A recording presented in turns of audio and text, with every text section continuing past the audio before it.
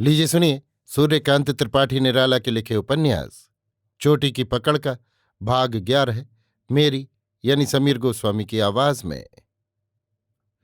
दिलावर रामफल के पास गया। अपने जीवन से उसको बड़ी ग्लानि हुई।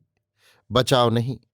नसों से जैसे देह वो दुनिया के जाल से बंधा हुआ है और सिर्फ 10 रुपए महीने के लिए जान की बाजी लगाए फिर रहा है। कहीं से छुटकारा नहीं। जहां तक निगाह जाती है यही जाल बिछा हुआ है। लुभाने वाली जितनी चीजें हैं सभी खून से रंगी हुई। जितने सिपाही हैं सब जोड़े मिलाए हुए। बाहर वाले नहीं पहचान सकते। एक तरह के 3-4 भी।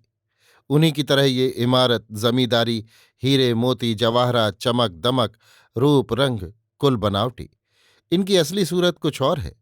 ये स्वर्ग दिखता हुआ दृश्य नरक है। ये राजे महाराजे राक्षस। ये देवी देवता पत्थर के, काठ के, मिट्टी के। रामफल बैठा हुआ था। दिलावर ने कहा, चलो बदलो। कैसे, क्या बात है? जितना ही विश्वास करके रामफल ने देखा उतनी ही अविश्वासी जहरीली ज्योति आंखों से निकली। अब तुम हम तुम। हमारी जैसी दाढ़ी रखो।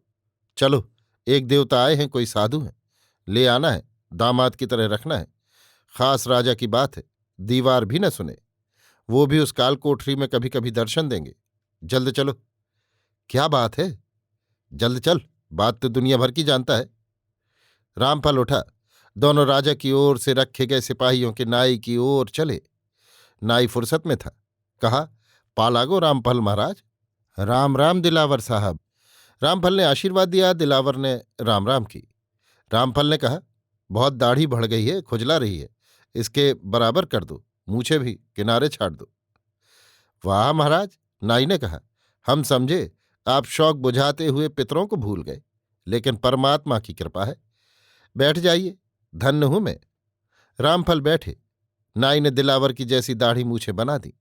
फिर दिलावर से पूछा, आपका साहब कौन सा फैशन होगा? आजकल तो करजन फैशन की चाल है। वो काम पूरा होने पर सराध में जैसे इसने काम अधूरा छोड़ रखा है। इसकी जैसी थी वैसी ही बना दो। अभी दाढ़ी के बाल कुछ छोटे हैं, खैर नौकदार बना दो। नाक के नीचे वाले बाल सफाचट कर दो। नाई गंभीर हो गया। दिलावर बैठे। रामफल तल्लीन होकर शीशा देखते रहे।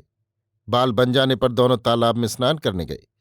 दिलावर ने लुंगी पहनी। दोनों चले। बाहर के फाटक पर प्रभाकर बैठा हुआ ऊब रहा था। दिलावर ने रामफल को दिखाया। कहा, आप हैं। रास्ते में उसने अच्छी तरह समझा दिया था। उसकी बात प्रभाकर ने नहीं सुनी। दिलावर के रूप में रामफल को देखकर उसको धुकचा लगा, पर उसको अपने काम से काम था। दिलावर ने कह दिया था कि उसी का नाम बतलाएगा। रामफल ने प्रभाकर को बाहर बुलाया। कहा, चलिए आप लोगों को दुकान में अच्छी तरह भोजन करा दे। रात को ले चलेंगे। अभी रास्ता साफ नहीं है। वहां आप लोगों की जगह दुरुस्त की जाएगी। बैठने लेटने के पलंग, बिस्तर, मशहरी, मेज, कुर्सी आदि लाने लगाने पड़ेंगे। तब तक चलिए बाजार की सैर कीजिए। तुम्हारा नाम क्या है? हमारा नाम है दिलावर। बाजार में राजा की ही व्यवस्था थी, सामान वहीं रखा था। आदमी इधर उधर टहलते थे। प्रभाकर को देखकर सब इकट्ठे हो गए। एक दर्जी ने पूछा, सिपाही जी आप कौन हैं? दिलावर ने कहा, उस्ताद है जैसे आप खलीफा। गवैये हैं? एक दूसरे ने पूछा। हाँ, नचनिए भी हैं। आजकल तो तबले का बोलबाला है। वो आ गई है ना, बिरादरों की आमद रफ्त हो चली है, रात को ठनकेगा। खलीफा झेंपे, पर बड़ों का प्रभाव रखते थे, खामोशी से रख लिया। दिलावर प्रभाकर और उसके साथियों को लेकर एक दुकान में गया। इच्छानुसार भोजन कराया। जिस घर में सामान था वहां विश्राम के लिए ले जाकर पूछा, बाबू आपका कौन कौन सा सामान है, हमें दिखा दीजिए, हम वक्त पर उठवा ले जाएंगे। दूसरे कमरे में सामान बंद था। ताली जिसके पास थी वो आदमी बाहर था। प्रभाकर जानता था। कहा, सामान की कोई चिंता नहीं, जब चलेंगे सामान भी लेवाते चलेंगे।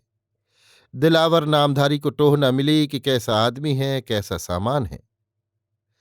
अभी आप सुन रहे थे सूर्यकांत त्रिपाठी निराला के लिखे उपन्यास चोटी की पकड़ का भाग 11 मेरी यानी समीर गोस्वामी की आवाज में।